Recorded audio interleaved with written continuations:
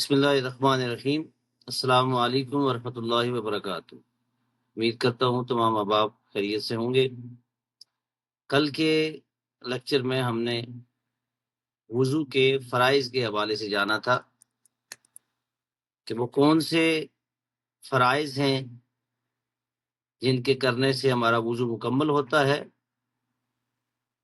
اور ان کے چھوڑنے سے ہمارا وضو ناقص رہ جاتا ہے اور وہ مکمل نہیں ہوتا، اور اگر وضو مکمل نہیں ہوگا تو پھر ہماری نماز بھی یا عبادت ہماری کنسیڈر نہیں ہوگی۔ پھر اسی طرح میں نے سنن کا بھی آپ کے ساتھ ذکر کیا۔ آج چونکہ وقت بہت مختصر ہوتا ہے، کوشش ہوتی ہے کہ تھوڑے وقت میں بہت سی چیزیں بتائی جائیں۔ آج میں ان چیزوں کا ذکر کرنا چاہتا ہوں کہ جن سے وضو ٹوٹ جاتا ہے، وہ اعمال جن کے کرنے سے ہمارا وضو ٹوٹ جاتا ہے۔ نمبر 1، پاخانہ یا پیشاب کی جگہ سے کسی چیز کا نکلنا، کہ ہمارے یعنی فرنٹ سے یا ہمارے بیک سے پیشاب کا یا پخانہ کا، یہاں سے کسی چیز کے نکلنے سے، ہوا کے خارج ہونے سے یا پیشاب کے نکلنے سے ہمارا وضو ٹوٹ سکتا ہے۔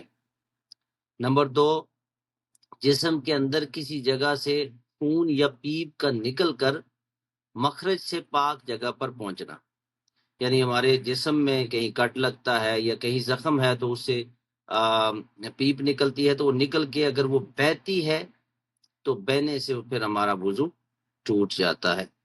نمبر 3، تکیہ لگا کر سونا، یعنی کوئی انسان تکیہ لگا کر پیچھے ٹو لگا کے سو جاتا ہے یا لیٹ کے سو جاتا ہے تو ایسی صورت میں بھی اس کا وضو ٹوٹ جائے گا۔ نمبر 4، منہ بھر کے کہہ کرنا، اگر اس کو کہہ آتی ہے اور پھر وہ منہ بھر کے ہے مقدار میں تو اس کا وضو ٹوٹ جائے گا۔ کیا مطلب؟ وامٹنگ۔ نیکسٹ ہے بالغ کا نماز جنازہ کے علاوہ نماز کے اندر کہکا لگانا۔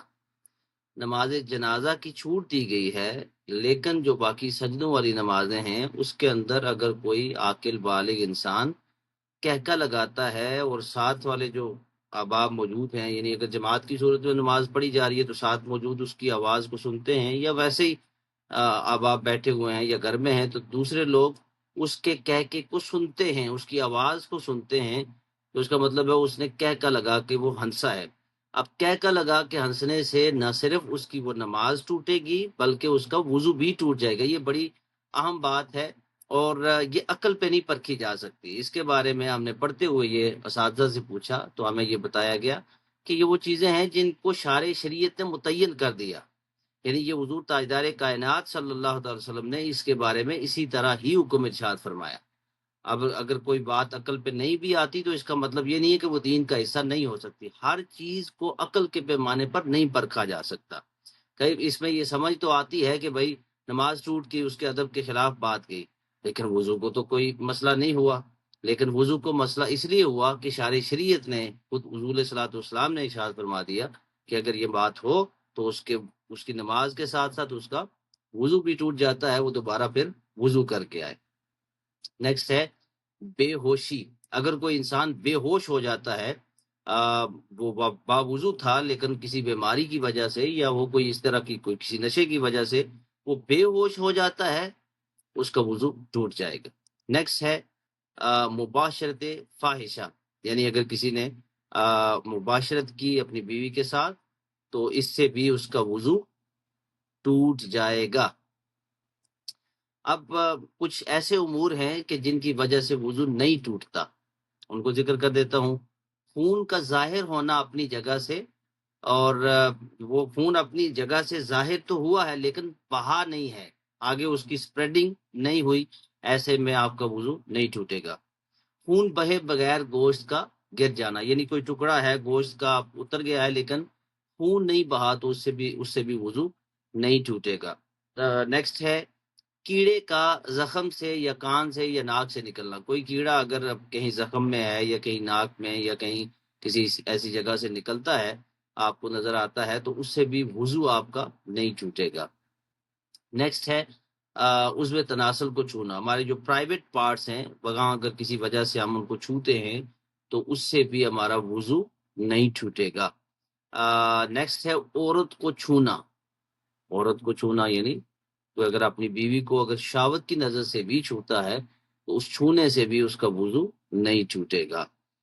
پھر ہے کہ جو منہ بھر کر نہ آئے، یعنی اس کو کہ تو آئی ہے لیکن تھوڑی مقدار میں آئی ہے، تو ایسے میں بھی اس کا وضو نہیں چھوٹے گا۔ بلغم کی کہ اگرچہ بلغم زیادہ ہو، یعنی اگر بلغم والی کہ ہے تو پھر اگرچہ وہ منہ بھر کے بھی ہو تو پھر بھی اس سے آپ کا وضو نہیں چھوٹا۔ کسی ایسی چیز سے ٹیک لگا کر سونا کہ اسے ہٹا لیا جائے تو آدمی گر جائے، تو ایسی صورت میں بھی آپ کا وضو نہیں ٹوٹے گا۔ پھر بیٹھ کر سویا اور گر گیا تب بھی وضو ٹوٹ جاتا ہے، لیکن رکوع و سجدہ یا قیام و قعود میں سونے سے وضو نہیں ٹوٹتا۔ یعنی نماز پڑھتے ہوئے اگر کوئی قیام میں یا رکوع میں یا سجدہ میں یا قعدہ میں کسی بھی صورت میں اگر سو جاتا ہے نماز پڑھتے ہوئے، تو ایسی صورت میں وہ جب تک گر نہ جائے تب تک اس کا وضو نہیں ٹوٹتا۔ اور اسی طرح نماز پڑھنے والے کا سو جانا اگرچہ وہ رکوع یا سجدے کی حالت میں ہو، رکوع اور سجدے میں ہے تو پھر بھی اس کا وضو نہیں ٹوٹا۔ یعنی مختصراً یہ کہ اگر نماز پڑھتے ہوئے وہ کسی بھی حصے میں جا کے وہ سو جاتا ہے، اگر وہ گر جاتا ہے تو پھر اس کا وضو ٹوٹ جائے گا۔ اگر وہ گرتا نہیں ہے، اپنی جگہ پہ بیٹھا رہتا ہے یا کھڑا رہتا ہے یا رکوع اور سجدے میں قائم رہتا ہے تو اس کا وضو نہیں چھوٹے گا۔ تو یہ اب آپ چھوٹی چھوٹی باتیں تھیں جو ہمارے وضو کو اس کی صحت کے لیے ضروری ہیں۔ یعنی کچھ چیزیں ایسی ہیں جن سے ہمارا وضو ٹوٹ جاتا ہے اور کچھ چیزیں ایسی ہیں جن سے ہمارا وضو نہیں ٹوٹتا، ان کی ہمیں احتیاط کرنے کی ضرورت ہے۔